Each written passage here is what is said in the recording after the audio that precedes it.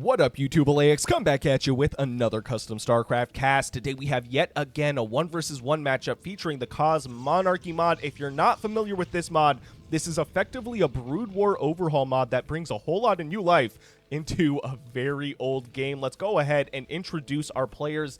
I'm going to try and guess their colors because with this mod comes a whole lot of new colors to choose from spawning on the bottom left-hand side of the map. I'm going to guess it's our Arctic Blue Terran player WolFix. Let's see if I'm right. To find out their color, you select a worker, you hold shift over their armor, and it's electric blue. I was kind of close.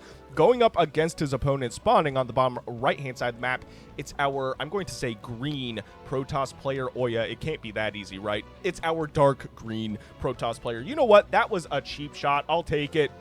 By the way, if you are new to my channel, I do cast and cover a lot of custom StarCraft content. If that's something you're interested in watching more of, please consider subscribing to my channel. I would greatly appreciate it. We are well on the road towards 10K. It is absolutely surreal to me. Big shout out, by the way, to my members and patrons as well. I really appreciate the extra layer of support. Now, Oya sending over a Hierophant. This is kind of like a Dragoon equivalent. There's also the Protoss Dracodon, which is also a quadruped machine. In this case, it is the Hierophant. It does shoot up and down, marching towards the Terran side. We'll spot the Terran anchor, our bunker equivalent, but fun fact about the anchor is it can actually lift off, and I'm like 98% sure it can lift off with a full load of units. In this case, 4 Mavericks are in here. I'm pretty sure those are our Marine equivalents. We also have some unusual economy mechanics here. If you haven't noticed, you can mine Vespene gas off a raw Vespene geyser, and you can later upgrade these with structures to yield higher returns, I'm pretty sure. Looks like the Dracodon here as well. This is the unit I just mentioned a second ago. And one other thing that's actually really cool, while it's quiet, you can actually hold shift over their attack and see the circle of range. In this case, the Dracodon has a range of 6, and I think the Hierophant has a range of 5, so a little bit shorter of a range, just by 1. Nothing too significant, but it is cool to get that visual. Anyways, I'm not sure if WolFix even has scouted his opponent. It looks like he scouted on the top left first and went in a big circle, but based on the movement from these Terran, or sorry, these Protoss units, he could maybe discern that it's probably coming from the right, especially because he already scouted the top left.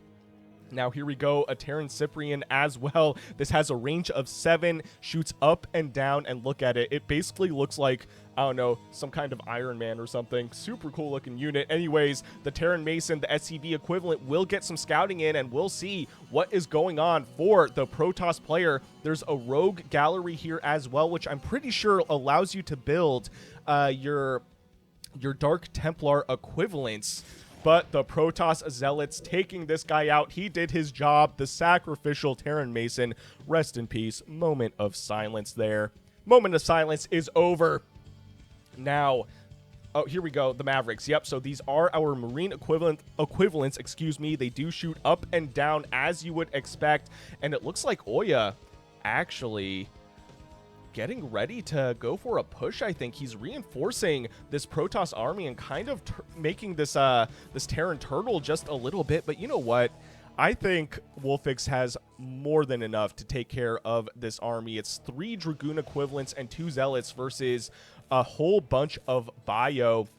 The expansion here is getting saturated for WolFix as well as for Oya on the Protoss side of the map. The Protoss Sedent here as well, which will allow Oya to get a little bit more resources from this smaller Vespene geyser. So I think I didn't point it out. Here we go. You have the Vespene Ridge and a Vespene geyser. So the Ridge is a little bit smaller, and Vespene per return is 3 versus 5 for the geyser as well. Really nice that it actually tells you when you select one of them.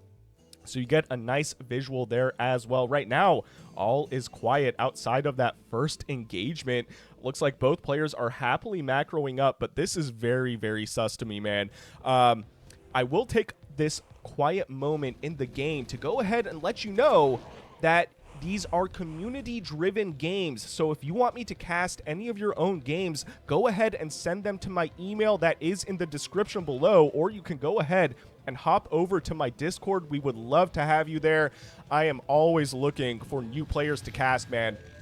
Ooh, a Protoss Unitary Union here. So I think this will allow for more mech-style units for our Protoss player. And in fact, I can't remember what this unit is called, but it's basically, I don't know if I would consider it like the Protoss version of the Terran Vulture, but it kind of looks like one. You'll see what I mean in a moment. Nothing coming out of that rogue gallery, but we did see the Dark Templar equivalent, which did get sniped by the Terran Bio. Oh, and the Terran Shaman. This is a really cool unit. So this thing, I think you can like deploy it to be stationary, and then it has a ring of healing that it gives all Protoss, or sorry, all Terran structures and units. I'm pretty sure. Pronogo, the developer of this mod, let me know down in the comments below if I am right about that, if it heals not only bio units, but mechanical units and structures as well. I could be wrong about the structures part, but I'm pretty sure it does heal mech as well as bio. Okay, some Terran Eidolons here, our ghost equivalents, all cloaked and moving towards the kind of top middle side of the map. Are we going to see nukes this game? That would be interesting. I don't think I've ever actually seen nukes in the Cosmonarchy mod. Also, take a quick note, they don't have energy. It looks like they are cloaked indefinitely, a lot like a Dark Templar is. Now, we have this this Terran anchor that's just completely surrounded by the by the Marine equivalents. They're just having a block party, man. They're like, hey, look, you know, it's quiet right now. Let's have some beers and let's chill out. Looks like Oya decided to move a little bit farther back.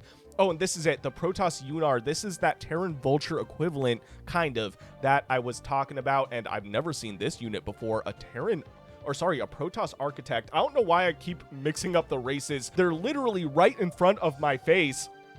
But here we go, the Protoss Architect. Let's see what it does. It looks like it does 30 damage. It shoots ground only, but it has a range of 12, which is insane. We actually have to scroll down a little bit to see that circle. That is crazy. So a lot of range from our Protoss player. Oh, and the Protoss Artisan as well, which was spotted by one of the Eidolons. This is basically a remote worker. It does not need a Nexus to give you resources. So as we can see, Oya is sending this over to the top right hand side of the map, and it looks like WolFix has his eyes on tracking this thing down, and this will remotely send resources over to the Protoss player. Looks like a third base here as well. Oh, a Terran Treasury. I've never actually seen this before. I've seen the Ministry, which is our command center equivalent, but I have not seen, oh, excuse me, the Treasury. Looks like a couple SCVs just chilling. They're having a break, and a Terran Talos as well, which looks like a flying worker. Very interesting. What else do we have on the field while it is quiet? Looks like this Protoss Artisan has been spotted by the Eidolon and will actually escape. Oh man, we have one kill on the Eidolon, so not too bad right now. And Oya, what are you doing? Are you sending all your army to protect the one Artisan? I mean, I gotta respect the commitment, man. Want to keep all your units alive. No unit is expendable, apparently, to Oya. Whoa. Was the nuke here? I actually don't know. Oh, man, I wish I could see it. I suspect it was on the Terran, or sorry, the Protoss army. What is going on right now? Why do I keep calling Protoss Terran and Terran Protoss? I am off my game right now, ladies and gentlemen. Here we go. Looks like the Terran Shaman on the back of this Terran army, and a whole lot of bio is here for WolFix. Meanwhile, a whole lot of range for the Protoss player. One of the more quiet games I've covered lately, but at the very least, this does give both players some time to macro up and tech up, because teching up in the Cosmonarchy mod usually takes a little bit longer. So the Protoss Unar here, which does shoot up and down, has a range of 8, but the Protoss Architect with that crazy range, a reminder on that one, it only shoots down. But it doesn't really matter because our Terran player has a whole lot of ground units. In fact, there's literally nothing flying here. an engagement in the middle of the map. Look at this range from the Architect. It doesn't look like it does splash damage. The attack is called Dispersive Salvo. And these Architects really forcing WolFix to stay a little bit farther away from this army than I think he would like. We have a Protoss Charlatan here as well, which shoots up and down with a range of 6, does 6 damage. Nothing too crazy there, but a very cool looking unit. One thing I forgot to mention about the Cosmonarchy mod is that the Protoss have a lot more infantry style units, so you might see something that looks like a Zealot, but in fact it has a laser gun.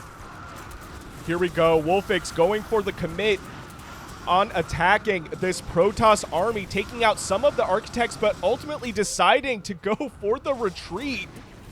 A few more Mavericks here will go down, and I think Oya coming out ahead in that engagement. What WolFix needs is some answer to the range from the Protoss player. Also, I forgot to mention in the last game, in fact, I didn't forget to mention it, I was just straight up wrong. You do have a production tab. I'm just used to the StarCraft 2 UI, so if you look at the player names on the top side, you can actually see what they're building, and if you're familiar with the Cosmonarchy mod, you can actually tell what's going on. But yeah, a whole lot of range, like I said, for the Protoss player, and these these bio units are like, okay, well, what do we do about this? I would maybe try and throw a nuke down. It would be really difficult, though, because it looks like there is a couple Protoss witnesses at the very least for the Protoss player, which are our observer equivalents. In fact, it's more than 2. Let's take a look. Can I shift click it? Come on, man. They're moving so quick. Okay, actually, it looks like there are 2. Oh, wait a minute. No, I just misclicked. Here we go. It looks like there's 3 of them. 3 or 4 of them. So this is detection for our Protoss player, the Protoss witness, literally just the observer.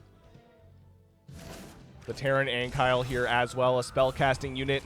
I'm not super familiar with that one, but it is okay.